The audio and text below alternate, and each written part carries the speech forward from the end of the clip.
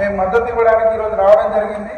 అలాగే బీజేపీ ధార్మిక సెల్ కూడా ఖచ్చితంగా వారికి మద్దతుగా నిలిచి అక్రమంగా నిలుస్తున్నటువంటి ఏదైతే రోహింగ్యాలు ఉన్నారో వారిని వెంటనే ఇక్కడి నుండి పంపించాల్సిందిగా మేము డిమాండ్ చేస్తున్నాం. ఎందుకంటే వారి వల్ల భాగ్యనగరంలో దేవాలయాల పైన దాడులు, దేవతామూర్తులకు విగ్రహాల దాడులు, అలాగే అక్రమాలు కూడా జరుగుతున్నాయి. మహిళల పట్ల అసభ్యకరంగా ప్రవర్తిస్తున్నాం. కాబట్టి వాటిని ముందుగా గుర్తించి శ్రీరాములన్న గారు ఏ విధంగానైతే ఉద్యమాన్ని సాగిస్తున్నారో వారికి మేము పూర్తిగా మద్దతు తెలుపుతున్నాము. ఇక్కడ ఉన్నటువంటి ఎంఐఎం పార్టీ కూడా వారికి మద్దతుగా నిలిచి వారికి అక్రమంగా ఇప్పుడు ఏదైతే ఎస్ఐఆర్ నడుస్తుందో వారికి అక్రమంగా వారికి ఓటు హక్కును కూడా కల్పించడానికి సిద్ధమైంది.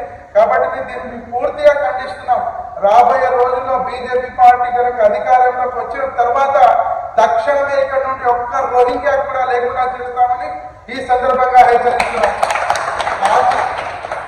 ఏదైతే భారతీయ జనతా పార్టీ ఆధ్వర్యంలో తెలంగాణలో గోల్కొండ కోట మీద కాషాయ జెండా ఎగరేయడానికి శ్రీరాములన్న గారు ఏ విధంగానైతే కృషి చేస్తున్నారో వారికి మద్దతుగా ధార్మిక సెల్ భారతీయ జనతా పార్టీ ప్రతి ఒక్క కార్యకర్త రాబోయే రోజుల్లో కృషి చేసి తెలంగాణలో భారతీయ జనతా పార్టీని అధికారంలోకి తీసుకురావడానికి ప్రతి ఒక్కరు శాయశక్తులా కృషి చేయాలని ఈ సందర్భంగా కోరుకుంటున్నాం. ఎందుకంటే ఇక్కడ ఉన్నటువంటి రేవంత్ ఉద్దీన్ సర్కార్ వారి ముస్లింల పార్టీ చెప్పుకుంటూ వారికి తొత్తుగా ఎంఐఎం పార్టీ కూడా వారికి మద్దతు ఇస్తుంది.